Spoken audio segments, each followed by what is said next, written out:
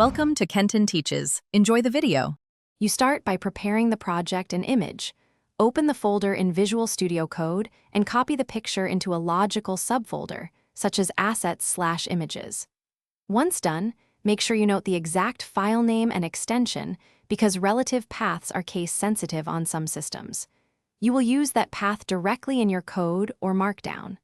This step prevents broken links later. Do this now so the editor can track the file and provide previews and autocomplete. You now insert the image into your file using the appropriate syntax. For HTML, add imgsrc equals /assets/image, PNG alt equals description. For Markdown, write description /assets/image, PNG. Once done, save the file and open Live Server or the built-in Markdown preview to confirm rendering.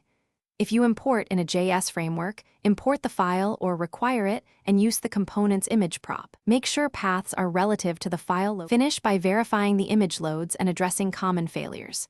You should check the relative path again, confirm file name case, and ensure the extension matches exactly. If it still fails, open the Browser Console or Network tab to see 404 errors or check VS Code's preview for hints. Once done, try clearing cache or restarting Live Server to force reloads.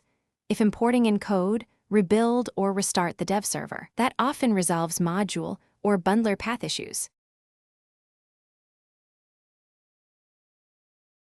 Thanks for watching. Please subscribe if this video was helpful.